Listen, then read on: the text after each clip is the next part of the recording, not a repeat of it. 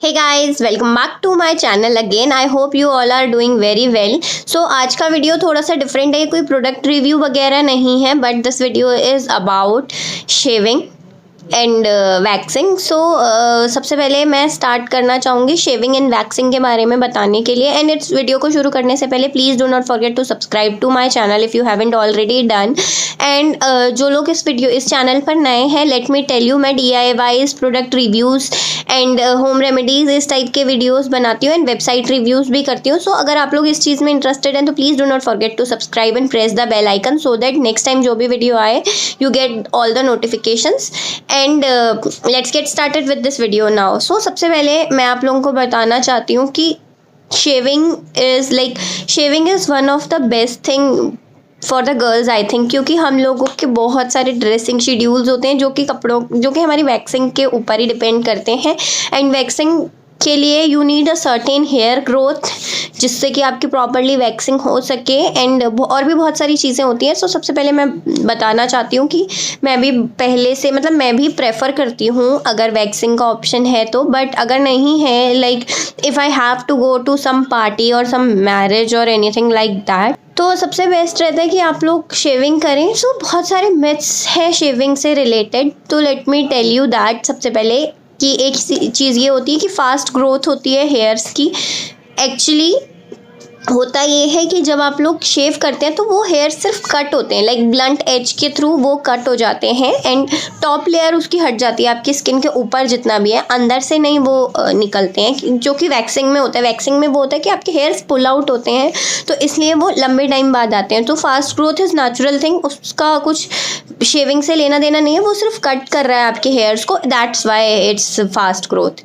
So and second thing is thick growth. तो thick growth जैसा कुछ भी नहीं है actually, this thing depends totally on your genes and your hormones. So actually ये होता है कि जब आप शेव करते हैं तो जब आपकी जो शेविंग का तरीका होता है या फिर जो शेविंग के ब्लेड्स होते हैं वो ब्लंटली हेयर को काटते हैं, लाइक ऐसे शार्प सा एज बन जाता है। तो जब वो निकल कर पॉप आउट होना स्टार्ट होता है तो आपको ये फील होता है कि ये जो हेयर है ये पहले से थिक हो गया, बट ऐसा कुछ होता नहीं है actually, this is just a myth. Then dark. So dark का भी इससे कुछ भी लेना देना नहीं है कि काले बाल आने स्टार्ट हो जाते हैं या कुछ भी। मैं बहुत शेव करती हूँ अपने हेयर्स को, आई थिंक मैं पिछले दो साल से तो ऑलमोस्ट कर ही रही हूँ। So I never felt like that, in fact I haven't shave. And one of the best part ये होता है ये आपका बहुत ज़्यादा टाइम बचाता है, आपके पैसे भी बचाता है पार्लर जाने के, एंड बहुत ज़्यादा कन्वीनियंट होता है। जैसे कि अगर आपको सुबह सुबह ही रियलाइज़ हुआ that you need to wear something जो कि लाइक शॉर्ट स्लीव्ड है या फिर शॉर्ट ड्रेसेस है या कुछ भी ऐसा, तो you can simply take out your razor and do it at your home only. You don't need to think यार पार्लर जाना था या फिर ये करना था वो करना था, बट नहीं हो पाएगा। So you don't need to change your plans according to your waxing schedule. सबसे बेस्ट पार्ट यही रहता है from last more than 1 month just to show you कि मैं जो अपने बालों को अपने हैंड्स पे शेव करती हूँ एंड स्टिल मेरे हैंड्स की जो हेयर ग्रोथ है वो किस टाइप की है। So I just wanted to show you that, वो कि मैं लास्ट में दिखाऊंगी वीडियो। एंड उसके बाद काफ़ी सारे लोग बोलते हैं कि ड्राई एंड फ्लेकी स्किन हो जाती है, तो गाइज ऐसा कुछ है नहीं एक्चुअली, बट जब आप लोग शेव करते हैं उसके बाद आपको कुछ चीज़ें होती है जो कि ध्यान रखनी होती है, लाइक मॉइस्चराइजिंग, एंड उससे पहले जो शेव करने का तरीका है उसको ध्यान रखना पड़ता है ताकि आपको ये सारी चीज़ें ना हो। अगर आप वैक्सिंग भी सही तरीके से नहीं करेंगे तो उसमें भी ये प्रॉब्लम्स हो सकती है। इनफैक्ट उसमें तो और भी बहुत सारी प्रॉब्लम्स हैं कि आपका हाथ जल सकता है, बम्प्स आ जाते हैं, कई लोगों को बहुत ज़्यादा रेडनेस होती है, कई लोगों की स्किन बहुत ज़्यादा सेंसिटिव होती है, so they can not tolerate the heat of that wax और they can not tolerate that like जो आप ऐसे स्किन से निकालते हैं उसको एकदम से स्पीड से। तो इसलिए मुझे लगता है। एंड थर्ड थिंग इज़ कि कई सारे लोग बोलते हैं कि उसके बाद स्किन डार्क और पैची हो जाती है, तो ऐसा कुछ भी नहीं होता है, बिल्कुल भी ऐसा कुछ नहीं है।